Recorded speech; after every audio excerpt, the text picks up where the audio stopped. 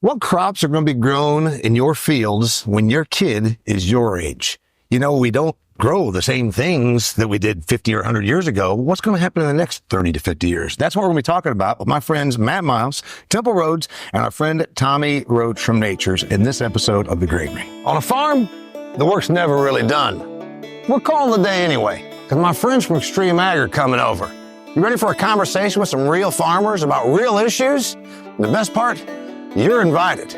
So pour yourself a drink, grab a snack, most importantly, pull up a chair. Welcome to The Granary. Hey guys.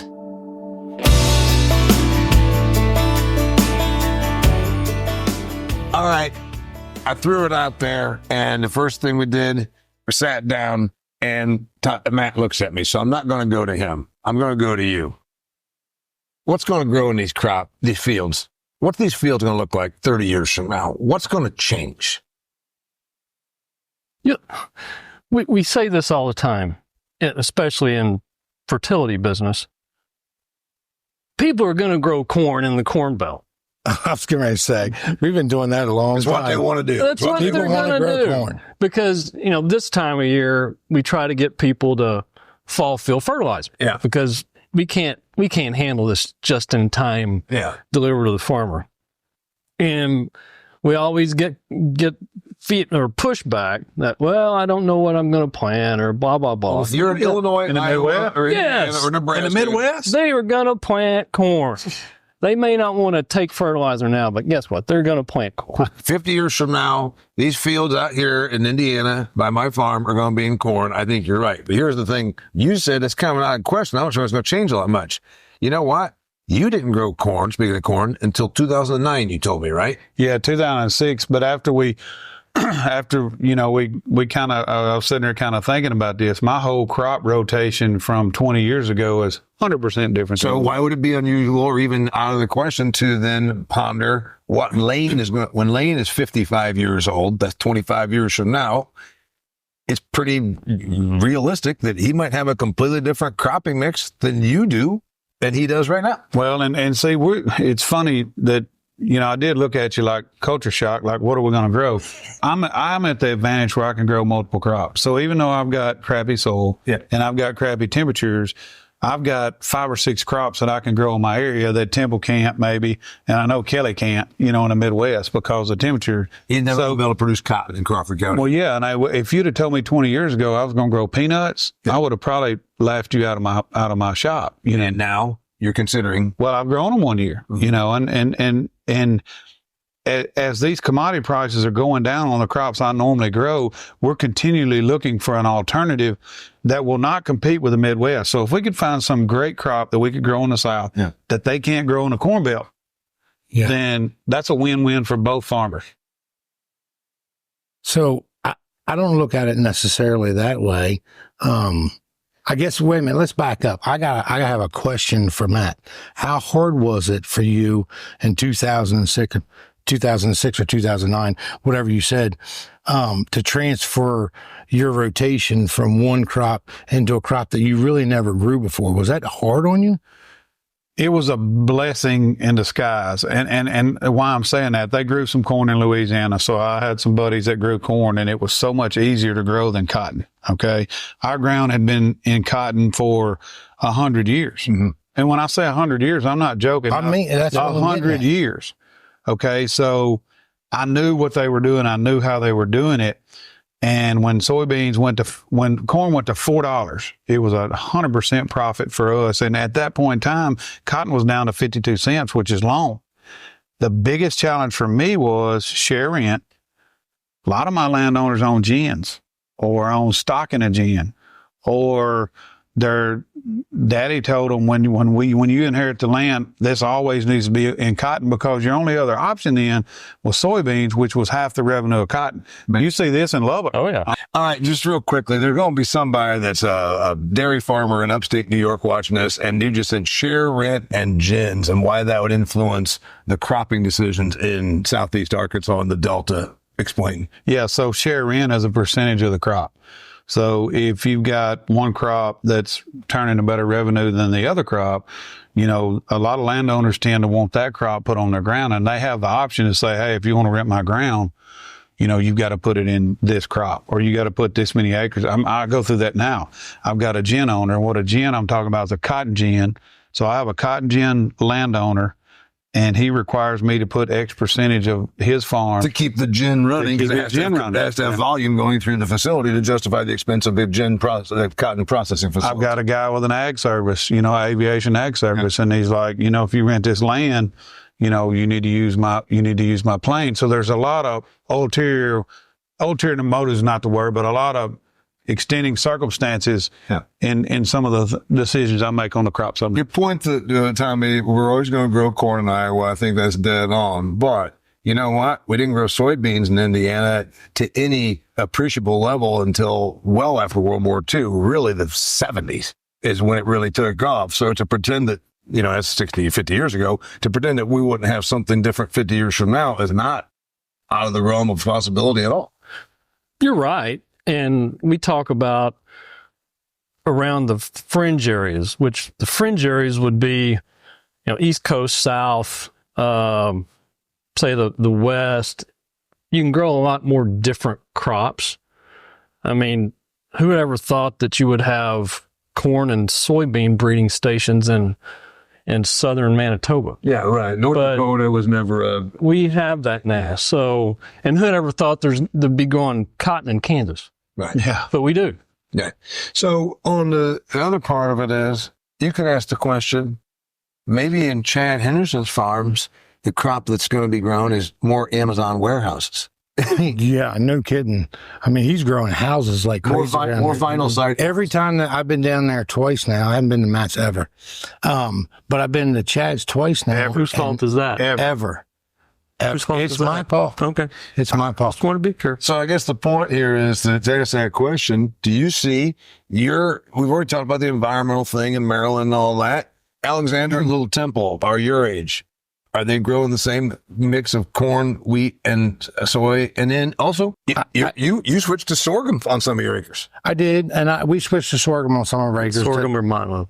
Milo. It's Milo. It's not sorghum. Don't say that again. It is Milo. You can create a fist fight with some of these guys over sorghum versus Milo. Been in fist He fights will over smack. a lot worse things. He'll smack you over a Milo. So you're a Milo guy too? I am.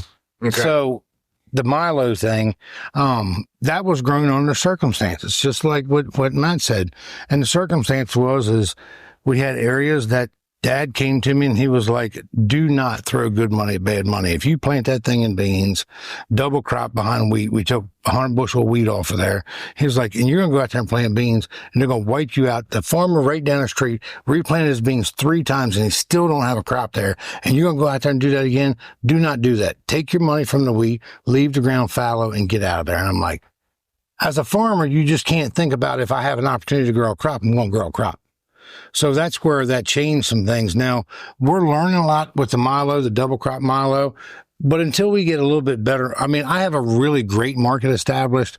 It's just not a great market for huge acres, right? So, 500 or 600 acres, that's a great market. But if you wanted to plant a couple thousand acres, it's a little rough because where we have to go to get rid of our Milo, where it's going is it's going to be exported. Some of it will stay in bird seed, for Home Depot, get mixed in there. Some of it leaves out there. But here's the problem. You just don't pull into the mill when you want and you dump the load. That doesn't happen. Yeah. It is a scheduled load at a scheduled time of the week, and you can only bring so many loads a week on a certain day. Yeah. Well, if you have truck failure, if you have this problem, you have that problem, driver doesn't show up, whatever it may happen, you get passed by on that week. So it is not one of them crops where you can grow a lot. Where I think this is going to change for the future for me is not changing a crop. It's changing the way we grow a crop. Take, for instance, short corn. We talked about short corn. You've tried it. You've seen it. The yield isn't quite there yet, but it's coming. Where I see it is we put it in test plots this year, and we showed it at my field day, where you can plant the pinch rows of the tractor and the planter just in 4 rows and take any normal sprayer and be able to do all those top applications that me and you do and we love so much without a specialty sprayer to do it. All right. You're in an area, you're a Lubbock guy. I make this point, and ag people like to hear it. We're going to switch crops or switch to no crops because of water in lots of places. Not in Southeast Arkansas. They get a boatload of precipitation. The water table's here. Not where he is, not where I am. You're going to have crops that are different 30 years from now just because of the availability of water, I think. So we're in a geography that has, last I heard, there was 700,000 acres of drip. And when I say drip, subsurface drip. That's going to be about the only way given, and I'm not even going to call it climate change, but there's definitely a change in weather patterns. And it seems like everything is shifted a month. Yeah. So spring comes a month later and fall comes a month later. And it has affected rainfall moisture. And so I fly in and out of Lubbock a lot during the summer, during the fall.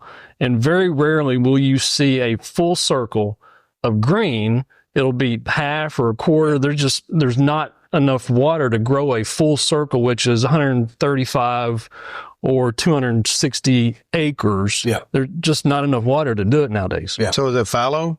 Yeah, it's just nothing. Well, all right. There's about 6.5 million acres of grain sorghum, as my friends in the National Grain Sorghum Association call it. And they said we could probably see a lot more acres because of water restrictions because grain sorghum can handle drought. But as his point is, where the hell's it go? You have to have a market. And so, like he said, there's a lot of it being exported. If you go to Africa, for instance, grain sorghum or Milo is a food staple. If you go to Asia, China, they use Milo For alcohol. Yeah. And it's the worst alcohol ever. Mm-hmm. Been there, done that. That's the rock gut stuff. It's called bijou. Just thinking about it. We can't even grow Milo. We can't grow Milo. It's a great rotational crop. But for us, we have root non-nematodes. We can't grow Milo because there's nowhere to dump it. There's no elevator in my area that will receive Milo. 10 years ago, you could take it in any elevator you want. And that's their point. You've got to have an outlet. The infrastructure has to come with the crop. Yeah. We could grow, your buddy is growing sunflowers here in Huntington, Indiana. We can grow sunflowers in Huntington, Indiana, but you got to have somewhere to go with them because generally they know where to go with them. So I think that's a build of market that you got to grow over time. Because when the last time I was out here your way, visiting with my buddy, and that was one of the first years that he was growing. That was 10 years ago. Yeah. And now he's developed it into quite a little niche. I think we also got to address is that there's the environmental reasons we're going to change crops. There's the marketplace. There's also the surplus. Why would we be growing corn in western Kansas when they get 4 inches of rain a year when we don't need any more corn? There's a lot of places that don't need to grow a crop. Western Kansas, the only reason western Nebraska, Kansas, Oklahoma Panhandle, Texas, there's a lot of places that would not grow a crop if it wasn't for irrigation. Yeah. And so maybe it goes back to, maybe not all the way back, but maybe it goes somewhere in between. Where's it go, Temple? Somewhere in between. I think that it's one of them things that it's just going to take time to develop that new niche market that you're trying to find. And maybe then you can start to switch into another crop. I think it's somewhere in between. How many acres out of the 360 million cropland acres in the United States, and that's everything, specialty, obviously 180 of it is just corn and soy. How many of those acres, when Lane is your age, when Alexander's your age, how many of those acres don't have anything on them? They've reverted. I don't think that'll ever come, because you're talking about they're not going to make more land. We're getting better at growing it, but the rest actually decreasing. The work, the land is decreasing every year, but we're increasing our yield per acre. But there's a long time. At some point, it's going to shift the other way. do we know when that's going to be? There's probably an estimate out there. You know what I mean? Is it 2050 that shifts and there's so many people that we can't quite feed them? There's an awful lot of people in this world. We're going to get to that point. We're going to have to keep growing more and more because they're not making any more land. Well, we've been hearing that. That's been rumored 2050. I don't agree that we're going to run out of food. We've already got more food. We waste 30% of what we produce globally. What I'm wondering is, do we finally admit California's lost a couple million acres just in the last few years because of the water issue? Those acres that are in those places that are environmentally sensitive, do they just go? I think that there's going to be, they go to tumbleweeds? There's going to be some programs that come out that people are going to roll out of agriculture and roll them back into prairie land. And I mean, there's already stuff out there. You remember when we were kids, a set aside. Yep. You know, the government actually paid us not to plant. Right. I remember mowing all that set aside. You want to talk about a nightmare? Yeah. All that was mowing mare's tails. All it was. That's all I can remember. Well, then that was the precursor to Conservation Reserve, which has about 23 million acres in it. So does Conservation Reserve program go from 23 to 46 in the next 30 years because we got land that's being farmed that we don't need to? I mean, Probably should. Something's got to happen.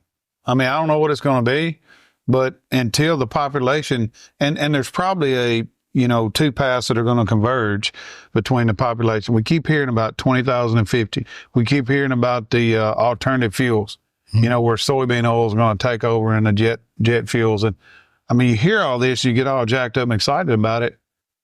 It's got to happen. It's got to happen pretty soon. I mean, in my area, if something don't change in the next 6 months, there's no funding to go, government funding, something come in, there could possibly be some land that won't be farmed. I don't think there will be, but there'll be some rent deals made where you're going to say, man, that's so cheap rent, I want to come down there and farm. Acres don't go without getting farmed in India. Acres go without getting farmed in marginal places. Yeah. It's usually because of water or temperature, right? Yeah, most of the time, that's where you're going to see it the most at. And maybe it gets into a point where, look at the cattle market right now. The cattle market's way up here because we don't have enough cattle. Maybe some of this ground gets put in the set aside. Maybe they come up with programs where they graze cattle on it and they start to produce beef on it. You've got cows. You're a cow guy. You're a beef guy. I'm more of a show guy. He's got 12. Yes. I got, now Kelly says it's 7. I got 7 show heifers. Yeah. Does Little Temple have a big beef operation because there's a program that takes some of those acres that you're farming that are next to the Chesapeake Bay and they say, we want it to be in a permanent crop. And yes, you can graze it as long as it's not overgrazed. Is that where some of those acres go 25 years? That could potentially happen. There's already programs out there now. Well, I mean, we have a cover crop program now where we background cattle and we're allowed to we're not planting wheat, we're grazing those acres, those cover crop acres. So, I mean, there is some funding out there that can help with that. There's government programs out there that are paying pretty big money right now to fence off farms, add waterers, add all these, add shelters, add all this stuff where they didn't have 20 years ago. So that's part of what you're going to see, the progression of trying to shift some acres out, which would help. That's what Set Aside did for us. Set Aside took that, that surplus and it drew that surplus down for a couple of years and it did help. It was a nightmare, and it helped. And we're not asking for $7 corn. Yeah. We're asking $5, $5.50 corn. You know what? A $7 corn is not sustainable. No, or we knew it wasn't when it was there. So we're just asking for something that we can make an ROI on. And by the way, the person that's watching this that's not a farm person says, what do you mean it's not sustainable? You mean it's not going to last forever because $7 corn creates too many more production bushels of corn. Well, $7 corn makes the feed industry sustainable, meaning financially. Financially sustainable. All right, we'll throw a few things out there. Camelina. Are there going to be more acres of camelina when Alexander is his age or less? First, you have to tell me what it is. That's exactly what I was going to say. I don't even know what it is. I mean, you're talking about all these special. I don't know exactly what that is, but I mean, any one of these specialty things. It's an oil seed. It's my understanding that camelina hemp is any of these other crazy. Like canola is my understanding. It's oil seed. That I don't know that it was derived from rapeseed the way canola was, but it's an oil seed and it's a cereal type crop. Is my understanding, and I've never. I was thinking it was a cousin of camelina. I didn't know what the difference was. Okay, I say yes, there'll be some because of the oil potential. Will there be less acres of corn?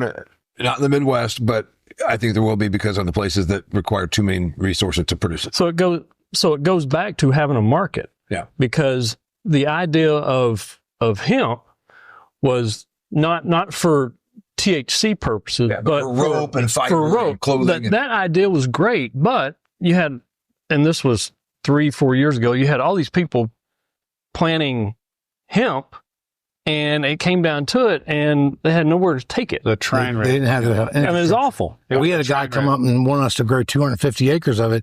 And I mean, this dude was serious. Like he was, man, we got the money, we got this, we got that, blah, blah, blah.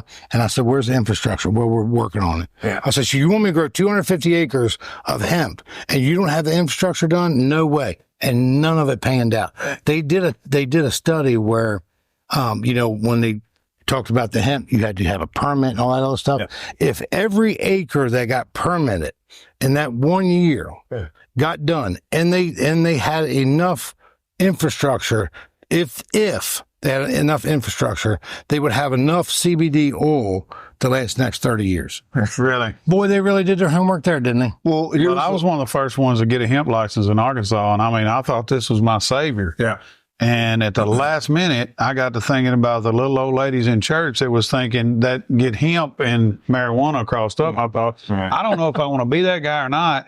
So I didn't do it that year. Every person in my county that done it kept it in their barn for about 4 or 5 years, and then it deteriorated and wasn't worth anything. And by the way, that's a true example. I'm glad you brought that up because I had a guy on my business and agriculture show, and we talked about it. And he made the point. He said, you tell the American farmer to produce something, they will produce the hell out of anything, and they're capable of it. It is that, but nobody there was not ag people on the hemp side that understood what would you do with it.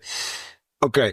I say there's some of these other things that are, some of these specialty type crops, but the problem, of course, is there's only so much consumption on the specialty crop. That's where I think we get into it. Like where you can grow all the hemp you want. You can grow all the camelina you want. You can grow all the sunflowers you want. At some point, we got everything that we need. Mm-hmm. Well, and I think that's where these specialty programs that we're coming out with that'll help pull back some corn acres and pull back some bean acres and suck back some Milo acres to try to get that into a balance. We talk about balance all the time. We need to try to figure out where the balance is with everything else. We're overproducing right now. And we're overproducing to the point that there's farmers going broke by overproducing. Now, who in the hell would ever thought that would ever happen? If I had told my dad that 40, 50 years ago, look, eventually we're going to overproduce to the point that we drive ourselves right into poverty, he'd have punched me in the mouth. What do you see happening? I asked the question on the crops in DJ County. Lane's your age. That's 25 years from now. 5 different things. But maybe peanuts is the 6th thing. What do you think is going to happen? What thing goes away first?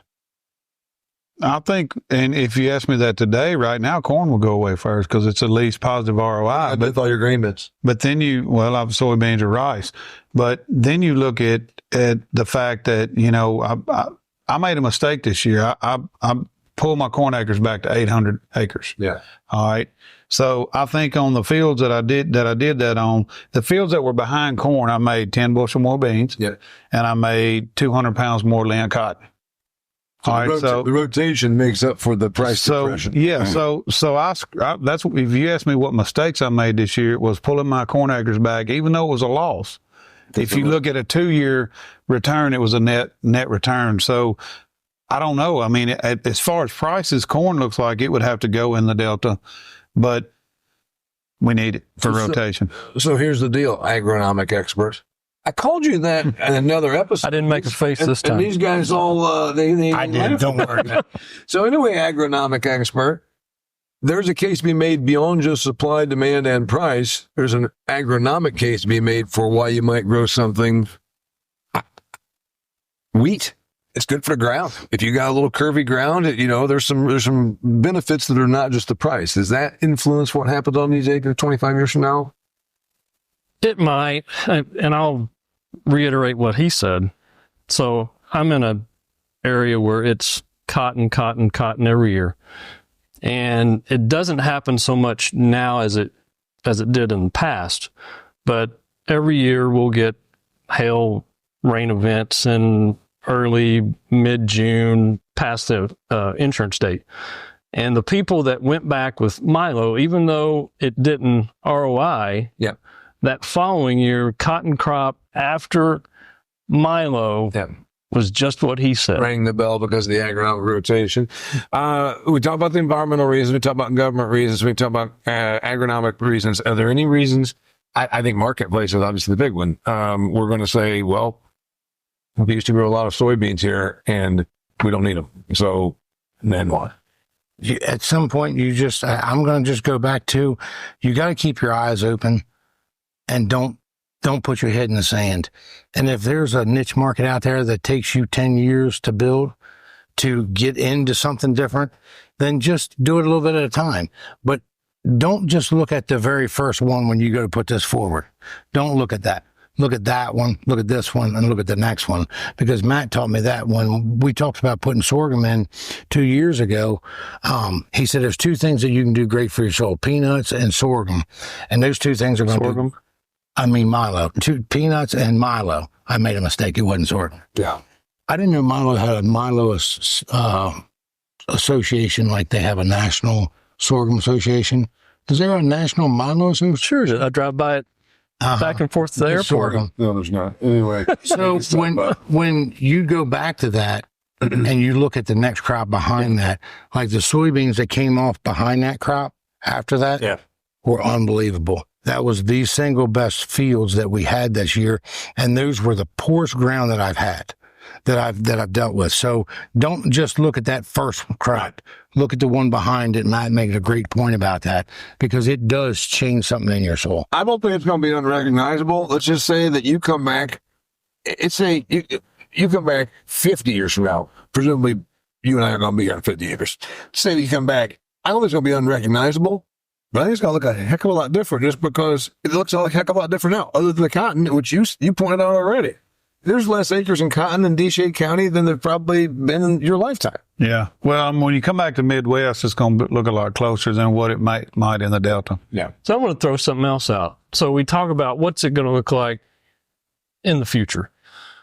We're now in a global market.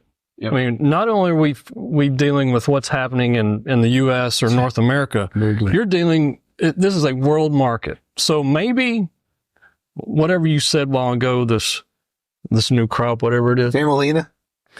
Maybe there's something that's grown in Uruguay or Brazil or Turkey or something that makes its way this way, like corn has made its way to South America, wheat, in Russia. Wheat's been everywhere forever. I know. Yeah. So maybe there's something that we don't know, but yet it's grown somewhere else. We have to keep our eyes open. When you take cotton, for instance, they're smoking down the rainforest in Brazil. Yeah. Their cotton production is 3 times what it was 5 years ago. Yeah.